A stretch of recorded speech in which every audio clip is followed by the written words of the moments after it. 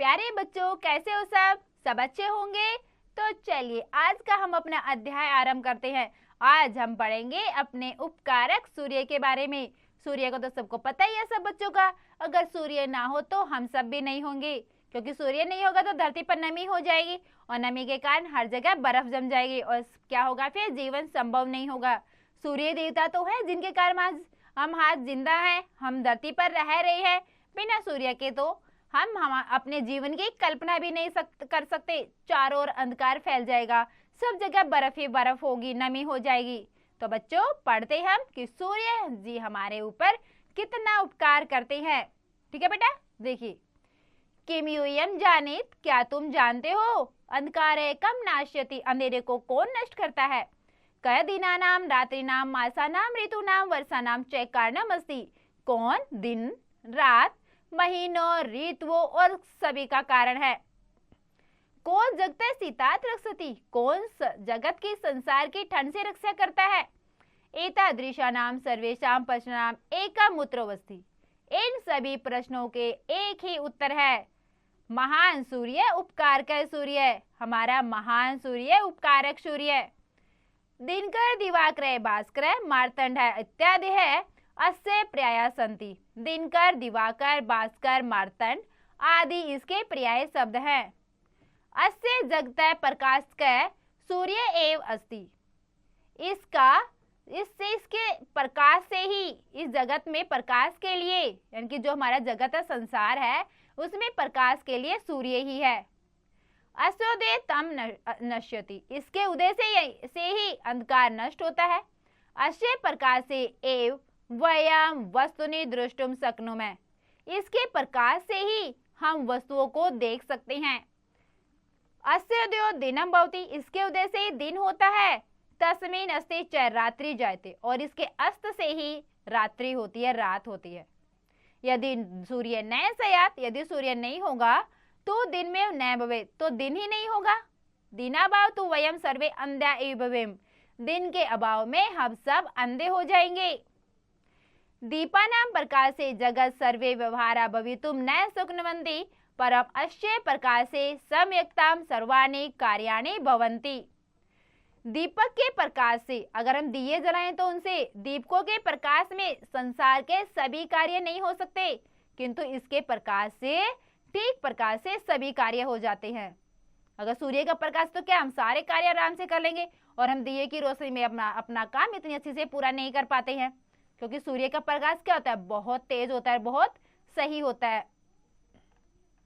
ठीक है बेटा, आगे देखिए। अस्य अभावे तो सर्वत्र शैत्यमेव भवेत्, इसके अभाव में तो हर जगह ठंड होगी। शैत्ये सति जीवनम औषधिं च उत्पत्तिरेव न भविष्यति, और इसके अभाव और ठंड में तो जीवन और औषधियों की उत्पत्ति नहीं होगी। पश्याम एवं वयम यत् उत्तर दक्षिणा दूर प्रदेशो सूर्यस्य दर्शनम दुर्लभम भवति, जैसा कि हम देख सकते हैं कि उत्तर दक्षिण दूर प्रदेश में सूर्य के दर्शन दुर्लभ होते हैं, बहुत मुश्किल से सूर्य दिखाई देता है वहां पे। अतएव तयो प्रदेशो प्राय सर्वत्र संपूर्ण वर्षम हिम एव तिष्ठति, इसीलिए इन दोनों प्रदेशों में अधिकतर पूरा वर्ष बर्फ ही रहती है। तस्मादेव कारणात्, इन सब का कारण है, तत्र लप एव जना निवसन्ति, इन सब के कारण ही वहां पर बहुत कम लोग रहते हैं। तथा सवलपा एव पादपा औषधया च जायन्ते फलान्मादीनाम तु तत्र भाव एव तिष्ठति। ठीक है, इसलिए क्या है, लोग वहां पे बहुत कम रहते हैं, क्योंकि सूर्य का प्रकाश नहीं, और वहां पे हमेशा बर्फ भी गिरती है। ठीक है, लोग वहां पे बहुत ही कम रहते हैं, तथा बहुत ही कम पौधे और औषधियां भी पैदा होती हैं, और फल और अनाज का तो वहां पर अभाव ही रहता है। फल और अनाज तो वहां पर बहुत ही कम होते हैं। ऋतु नाम अपनी जनक अयमेव अस्ति, ऋतुओं का जनक भी इसको ही कहा जाता है। किसको, सूर्य को। यदा अयम उत्तरायण भवति, जब यह उत्तरायण में होता है, तदा अस्य प्रकाश उष्मा च तीव्रो भवत्, तब इसका प्रकाश और उष्मा तेज होती है। तयो आधिक्यमेव वसंत ऋतु ग्रीष्म ऋतु च उत्पाद्यति, तो जब इसका प्रकाश और तेज बहुत ज्यादा होती है तो क्या है, उन दोनों की अधिकता से ही वसंत ऋतु और ग्रीष्म ऋतु को उत्पन्न करती हैं, यानी कि उनकी अधिकता से ही वसंत ऋतु और ग्रीष्म ऋतु होती है। ठीक है बेटा, आगे देखिए। ग्रीष्म कालस्य तापेन समुद्राणाम नदीनां सरसोच्चैपयासि उद्वाष्पितानि भूत्वा आकाशे गच्छन्ति ततश्च मेघा जायन्ते। ग्रीष्म काल में, गर्मी के समय में ताप से, गर्मी से समुद्रों, नदियों और तालाबों का पानी जो है उद्वाष्पित भाप के रूप में उड़कर आकाश में जाता है और फिर बादल बनते हैं। ए भी मेघेरे वर्षा भवति, इन बादलों से ही वर्षा होती है।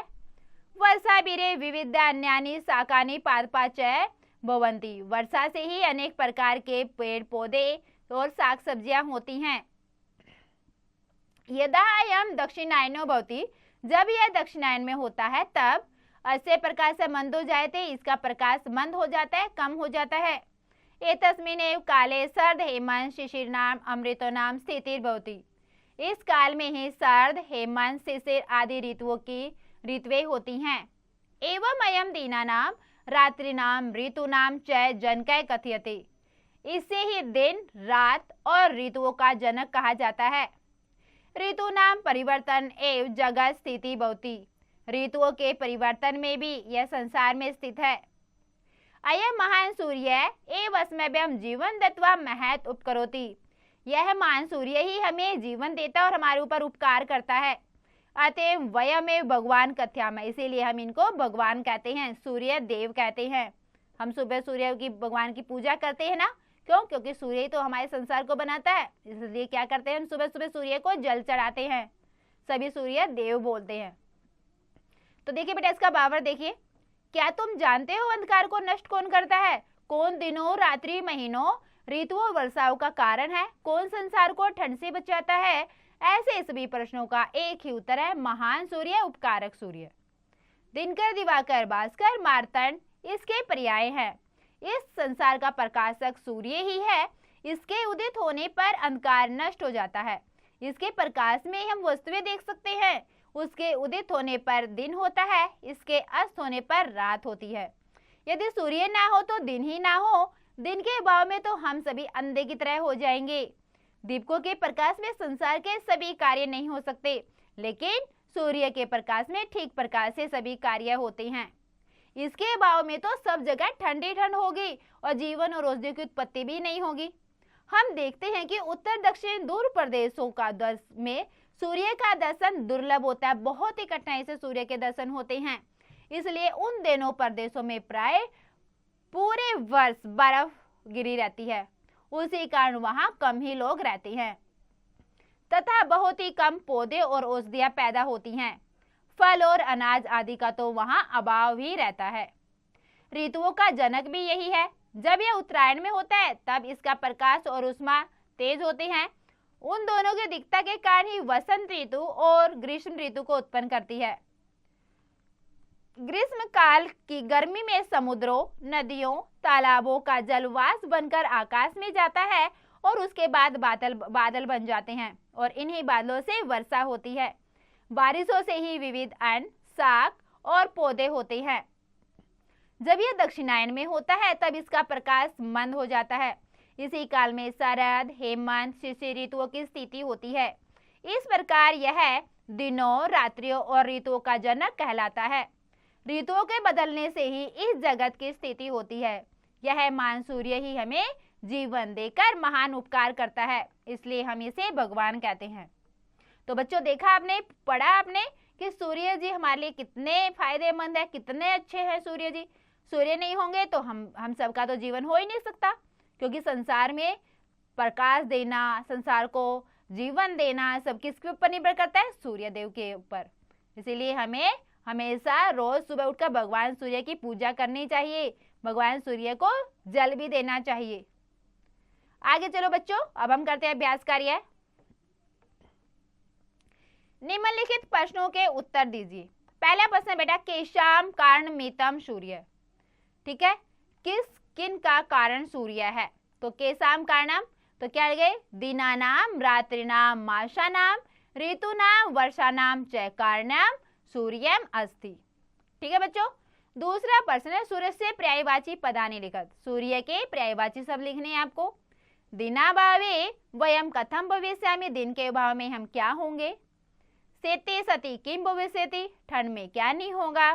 जगत स्थिति कथम भवति, संसार की स्थिति कैसी होती है। तो बच्चों आपको इन प्रश्नों के उत्तर लिखने हैं स्वयं। दूसरा हमारा रिक्त स्थाने पूर्यति, रिक्त स्थान की पूर्ति कीजिए।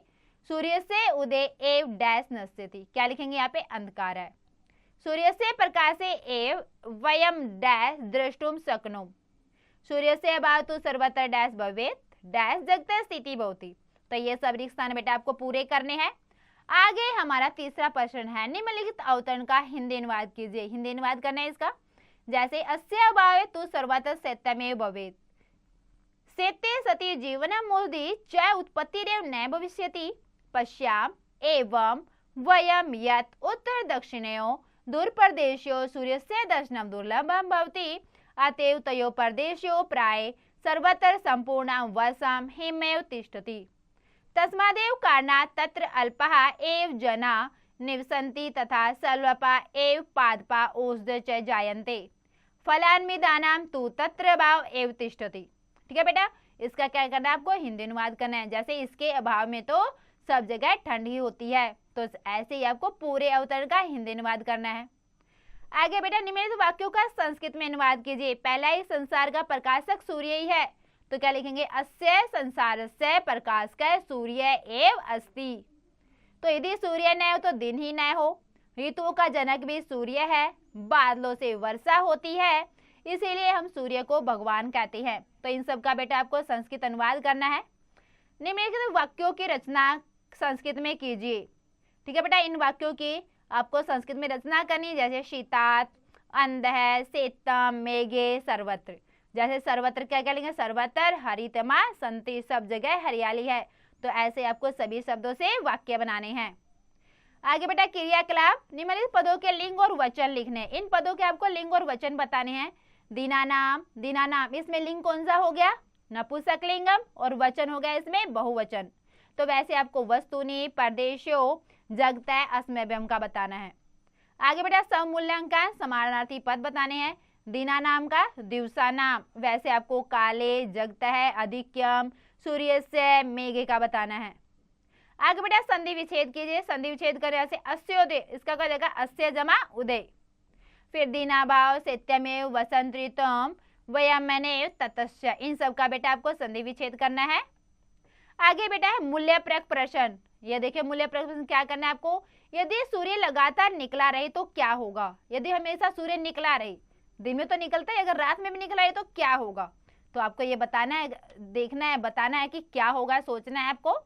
तो बेटा सूर्य के बारे में हमने पढ़ा, सबने जाना, सबने बहुत कुछ सीखा होगा सूर्य के बारे में पढ़कर, उसके पर्यायवाची शब्द भी जाने होंगे, और सूर्य के बिना हमारा जीवन कैसे संभव नहीं है ये भी सब बच्चों ने जाना होगा। तो बेटा आप सब एक बार और दोबारा से इसका अभ्यास अवश्य करें।